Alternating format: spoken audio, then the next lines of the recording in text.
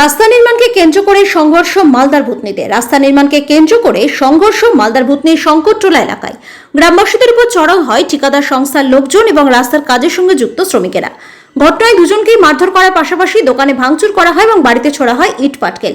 এই ঘটনাকে কেন্দ্র করে ব্যাপক উত্তেজনা ছড়িয়ে পড়ে এলাকা জুড়ে। ঘটনার পর থেকেই বন্ধ রাস্তা নির্মাণ কাজ। পলাতক ঠিকাদার সংস্থার লোকজন। জানা গিয়েছে প্রায় 3.25 কোটি টাকা ব্যয়ে 2.67 কিলোমিটার রাস্তার কাজ শুরু হয়। যদিও এই রাস্তা নিয়ে দীর্ঘদিন আগে রাস্তা তৈরির নির্দেশ আসলেও গ্রামবাসীদের বিভিন্ন অভিযোগের ভিত্তিতে রাস্তার কাজ বন্ধ ছিল। পরবর্তী সময় গ্রামের রাস্তা নির্মাণের জন্য হস্তক্ষেপ করে মানিকচকের বিধায়িকা সাবিত্রী মিত্র। এরপর ওই রাস্তার কাজ শুরু হয়। এদিন গ্রামের মানুষ যে ঠিকাদার রাস্তা তৈরির কাজ পেয়েছিল তাকে বলে, যেভাবে রাস্তা তৈরি হচ্ছে তাদের রাস্তায় বিভিন্ন জায়গায় জল জমে যাবে, আর সেই জল জমলে অল্প সময় কিন্তু রাস্তা ভেঙে যাবে। এর ফলে রাস্তায় জল না যাতে জমে তারই প্রতিবাদ করেছিলেন গ্রামবাসীরা। ঘটনায় ঠিকাদার সংস্থার গুন্ডা বাহিনী গ্রামবাসীকে মারধর শুরু করে। এমনকি বাড়িতে গেলে ঠিকাদার সংস্থার গুন্ডা বাহিনী গ্রামবাসীর বাড়ি লক্ষ্য করে ইট পাটকেল ছুটতে থাকে। এরপরে গ্রামবাসীদের সঙ্গে ঠিকাদার সংস্থার গুন্ডা বাহিনীর হাতাহাতি শুরু হয়ে যায়। গ্রামের বাসিন্দা সাদ্দাম আলী বলেন, এদিন আমরা যেভাবে রাস্তা তৈরি হচ্ছে সেই রাস্তাতে জল জমে যেতে পারে। আমি বলেছিলাম এতে রাস্তা ভেঙে যেতে পারে, যাতে রাস্তায় জল না জমে সেভাবে রাস্তা তৈরি করুন। আর এরপরই ওই ঠিকাদার সংস্থার গুন্ডা বাহিনী আমাকে মারধর শুরু করে। আমার বাড়িতে ইট পাটকেল ছুটতে থাকে। আমরা চাই ভালোভাবে রাস্তা তৈরি করা হোক। দক্ষিণ মালদা জেলা বিজেপির সাধারণ সম্পাদক গৌরচন্দ্র মণ্ডল বলেন, সেখানে গ্রামবাসীদের অভিযোগ নিম্নমানের কাজ হচ্ছে। 2,67,00,000 টাকায় 2.67 কিলোমিটার রাস্তা তৈরি হবে। এই দুর্নীতিবাজ সরকারের সমস্ত জায়গায় লুট করাই হলো উদ্দেশ্য। কার ভালো হলো কার মন্দ হলো ওইটা কোনো ব্যাপার নয়। সেখানে স্থানীয় তৃণমূল নেতা, পঞ্চায়েত সমিতি সহ নেতাদের টাকা দিতে ঠিকাদারের কাল ঘাম ছুটে যায়।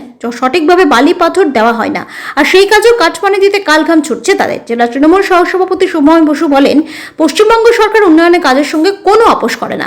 কাজ যে এজেন্সি পেয়েছে তার কাজের মান ঠিক রাখতে হবে। বিজেপি যেভাবে পরোক্ষভাবে বিভিন্ন এজেন্সি সমর্থনে কথা বলছে, যে এজেন্সি কাজ নেই সে দেখে শুনেই নেয়। সুতরাং কাজের মান তার বজায় রাখা দরকার। তার ইঞ্জিনিয়ারদেরও দরকার কাজটা ঠিক হচ্ছে কিনা তাও দেখে নেওয়া। যদিও ভুল অভিযোগ কোনো গ্রামবাসী করে, নিশ্চয়ই স্থানীয় জনপ্রতিনিধিরা তার ক্লিয়ার করে দেবে। যদি সঠিক অভিযোগ হয় তাহলে তা তদন্ত করে ব্যবস্থা নেওয়া হবে বলে ব্যবস্থা নেওয়া উচিত এমনটা আমি মনে করি। আমরা চাই এই ঘটনার পূর্ণাঙ্গ তদন্ত করে উপযুক্ত ব্যবস্থা যেটা সেটাই গ্রহণ করতে হবে। ভাই তোকে তো বলছি না, আমরা কন্ট্রাক্টরকে বলছি, ও এসে একজন এসে ওর গলা ধরে মারতে লাগলো। তারপরে আমি এখানে দাঁড়িয়ে আছি, আবার আমাকেও ধরে নিল। আমরা দুইজনকে মারতে লাগলো। কোনোরকম ওখান থেকে আমরা বেরিয়ে দেখছি আবার সবর হাতে পাথর নিয়ে আমি ওখানে গেছি, আবার ওখানে পাথর চালিয়েছি। দপ্তর থেকে রাজেন মহলের বাড়ি হইতে গোপাল মন্ডলের বাড়ি পর্যন্ত ঢালাই রাস্তা নির্মাণ কাজ চলছে, যার অ্যামাউন্ট হচ্ছে 2,67,65,909 টাকা, 2.67 কিলোমিটার।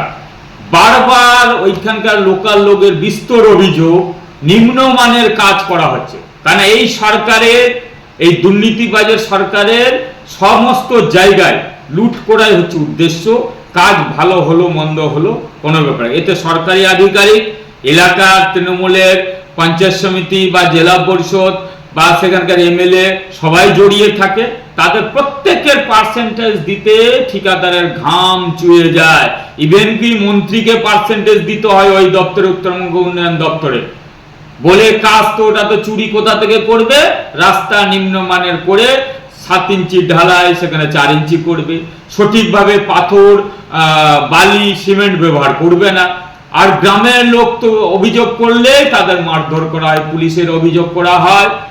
আজকের ঘটনা, সেখানে নিম্নমানের কাজ হচ্ছে, ঢালাই করছে 3 ইঞ্চি 4 ইঞ্চি ঢালাই করছে, যেটা 7 ইঞ্চি করার কথা।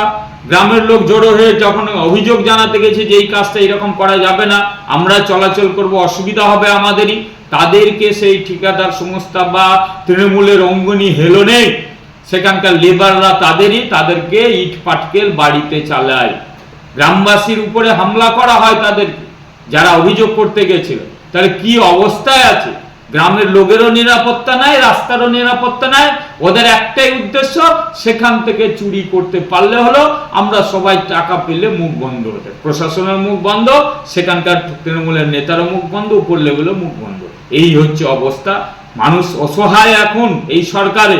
কারণ নিজের বাড়ির রাস্তা, এলাকার রাস্তার কাজের যদি সঠিকভাবে না করাতে পারে, তা তাদের তো সেই গ্রামে থাকা না থাকা একই ব্যাপার আছে। অথচ তাদের উপরে ইট পাটকেল ছড়া হয়। আমরা ভারতীয় জনতা পার্টি সর্বদাই মানুষের পাশে থাকি। এর অভিযোগ করব বিভিন্ন জায়গায় এবং এর তদন্ত সাপেক্ষে সঠিক যেন কাজ হয়, নাহলে চোরদের উপযুক্ত শাস্তি হয়, এই ব্যবস্থা করব। দেখুন, এইমাত্র এই ঘটনাটা আমরা শুনলাম। কি হয়েছে, কেন হয়েছে আমাদের কাছে এখন পরিষ্কার নয়। তবে পশ্চিমবঙ্গ সরকার কাজের মানের সঙ্গে কোনো সময় আপোষ করে না। কাজের মান যে এজেন্সি পেয়েছে না কেন, তাকে কাজের মান ঠিক রাখতে হবে। আর বিজেপি যেভাবে পরোক্ষে বিভিন্ন এজেন্সির সমর্থনে কথা বলছে, কোনো এজেন্সি যখন কাজ নেয় সব দেখে শুনেই নেয়। সুতরাং কাজের মান বজায় রাখা দরকার। আর ইঞ্জিনিয়ারদেরও দরকার কাজটা ঠিক মানের হয়েছে কিনা। যদি কোনো ভুল অভিযোগ গ্রামবাসী করে, সেটা নিশ্চয়ই স্থানীয় জনপ্রতিনিধিদের সামনে সেটা ক্লিয়ার হওয়া উচিত। কিন্তু যদি সঠিক অভিযোগ হয়, তার তদন্ত করে ব্যবস্থা নেওয়া উচিত বলে আমাদের দল মনে করে। আমরা এই ঘটনার পূর্ণাঙ্গ তদন্ত চাইছি এবং এই তদন্ত করে প্রশাসন যেন, বিশেষ করে বিডিও সাহেব যেন উপযুক্ত ব্যবস্থা গ্রহণ করেন, সেটা বলছি।